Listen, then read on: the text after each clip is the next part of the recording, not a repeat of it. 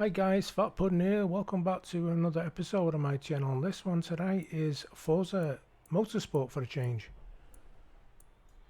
This race is around Hockenheim, full circuit. It's a 16-minute race in the Ferrari 488. It's stock tune, so there's no tuning allowed. Just give you a little information on the track. And before I do that, I'll just tell you I actually qualified at the back of the grid. I didn't actually set a lap time in qualifying. I did some practice laps. So I'll just give you some information on the track. Hockenheim is a town in North Baden-Württemberg, Germany, 20 kilometers south of Mannheim and 10 kilometers west of Waldorf. It is located in the upper Rhine valley of the touristing routes Baden Asparagus route, my apologies, and Bertha-Benz Memorial Route. The town is widely known for its Hockenheim Ring and motor racing course, hosted over 30 Formula 1 German Grand Prix races since 1970. So here we go. I'll just give you a little insight into the race.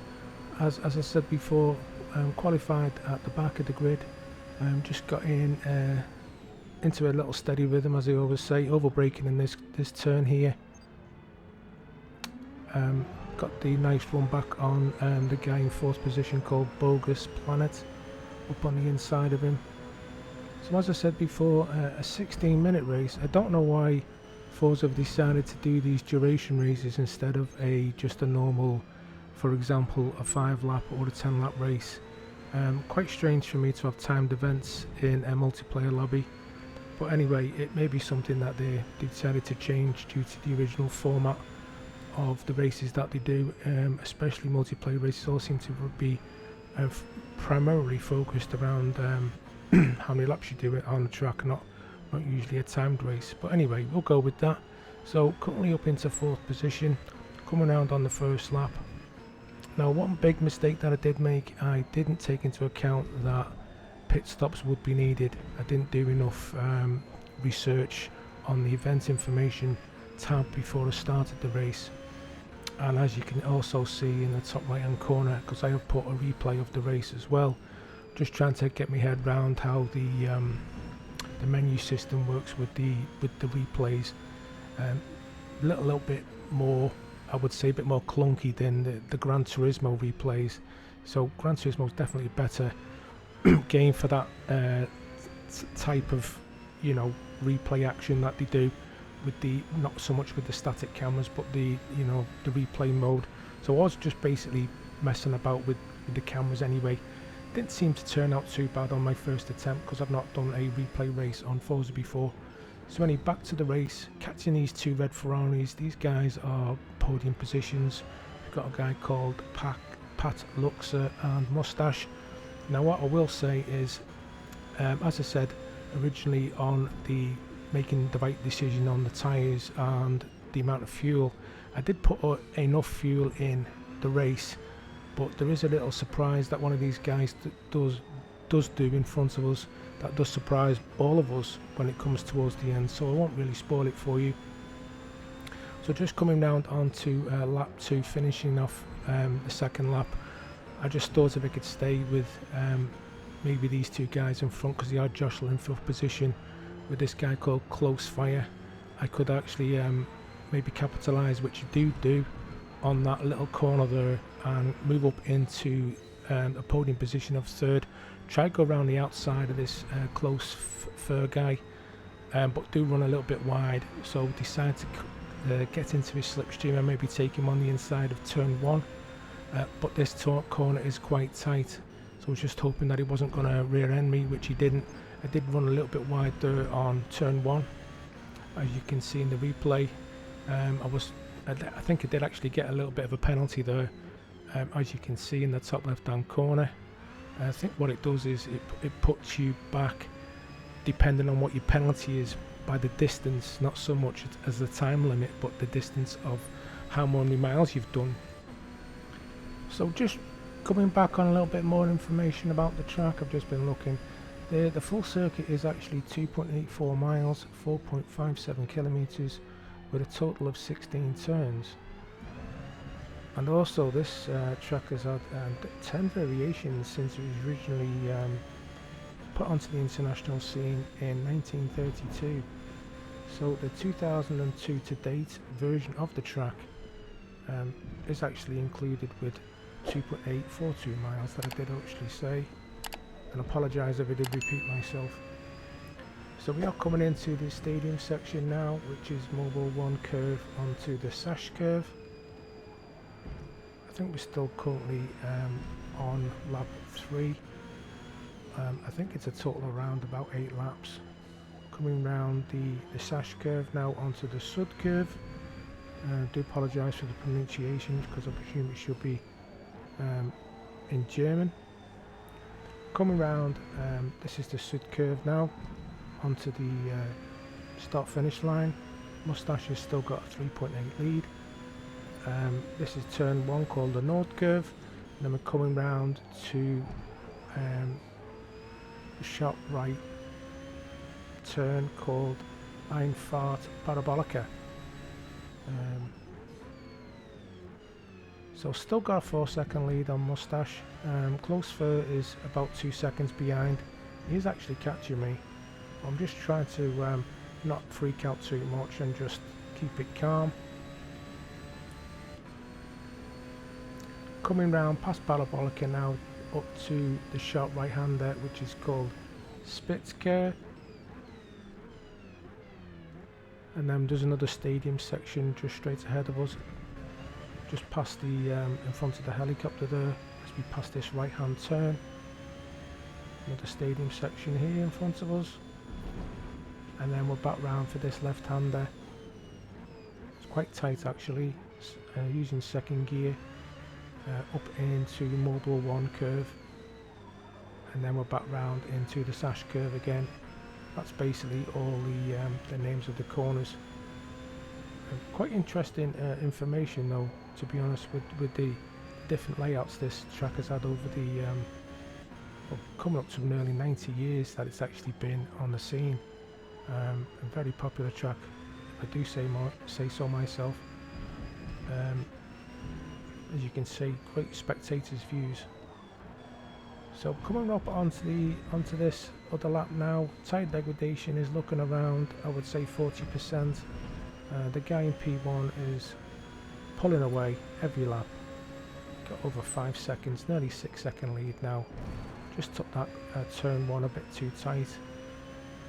As you noticed in the replay, it did knock the cones over.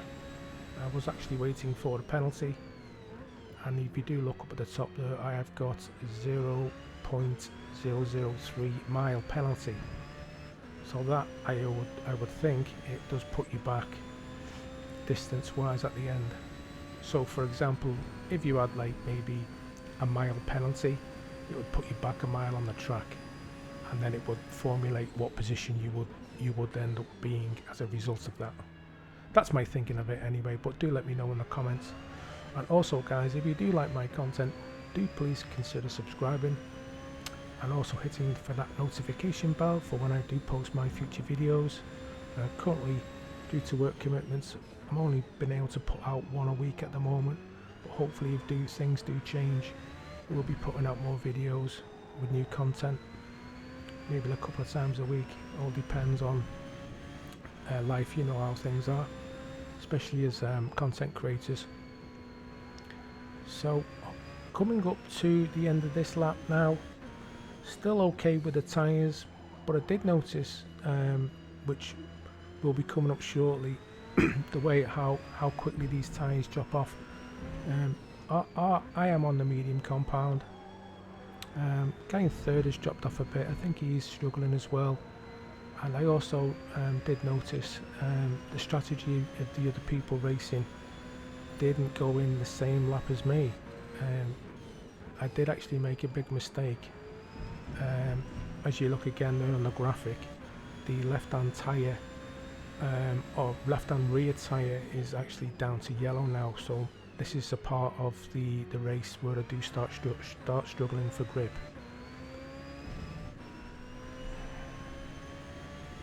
So basically it's all going to be down to what lap I decide to come into the pits. should I change the tyres and a quick fuel? I need to basically decide on the strategy depending on how the car feels. So we're coming around the tight Spitz curve here, up in towards the stadium section again. The guy in P1 has got nearly a 6-second lead. That seems to be staying about the same now, roughly around that.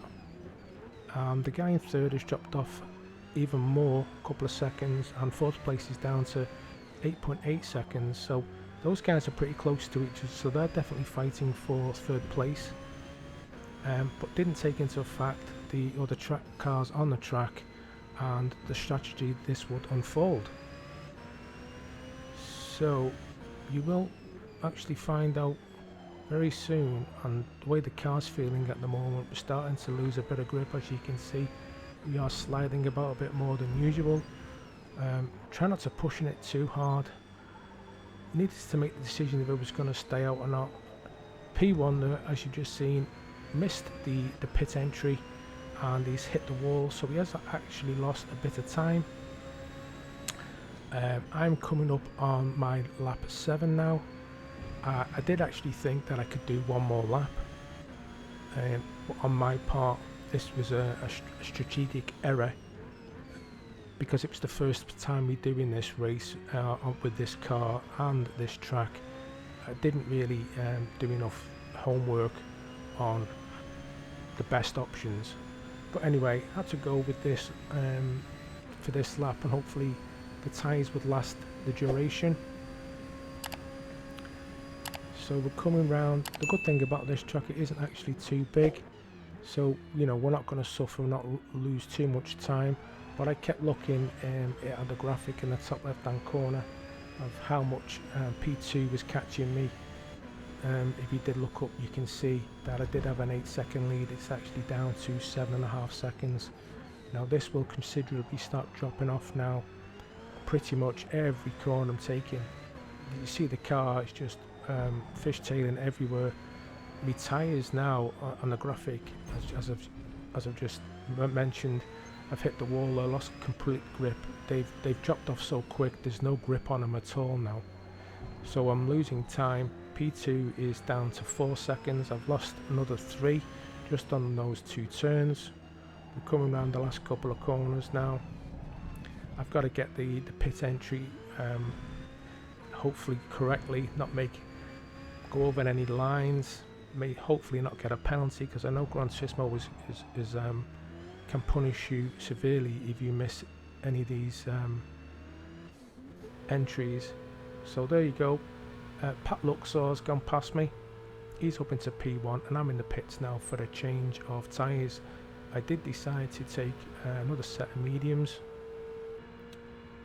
Maybe in hindsight I should have gone for the softs, but it wasn't aware that you needed to change to another compound. So as a safe bet, I just stuck it on another set of the mediums. So the Ferrari guys in and out quick as. I didn't actually short fill the fuel. I did check to see how much we had. We did have enough for another 2 laps, if not a few more.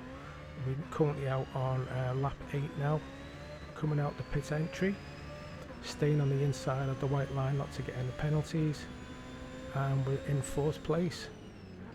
We've got an 8-second gap between 3rd. I'm hoping one of those guys in front of me is going to pit, because my understanding is we haven't actually got much time left on the race. So currently lap 8 now, coming up to Spitzker, sharp right hand turn, overshot there because the tyres haven't actually got up to temperatures yet. And as you can see in the video, I've got 2 cars following me closely, which is Wildman Willie 99, and I'm not sure what the other guy's called, but he's in a red Ferrari. These were the guys I was actually chasing at the beginning, I think, because a lot of the guys in the lobby were renting the vehicles, not buying them because they're over 300,000 credits, which I didn't have. Not played this game for 7 months, because the first time when I bought it, it needed a lot of updates. That's why I've not really touched it since. So coming up on Deppy 0110, we've caught him up from the last lap. That guy's definitely struggling for grip. Not sure what his strategy was, because he didn't go into the pits, he just carried on as is. So coming up to finish this lap onto lap 9, decided to take him on turn 1 by late on the brakes. He ended up braking a little bit later than me and running himself wide, so got that position back up into a podium position. I'm not actually sure if he interfered with the chasing two behind us, the two red Ferraris. So coming down that turn there, we've got a 1.9 second on close third. The guy's been chasing me since the very beginning of the race. Mustache is in second position, and if you've not noticed, Pat Luxor, the guy from the beginning of the race, he's actually got a 23-second lead, and I will explain the reasons for that.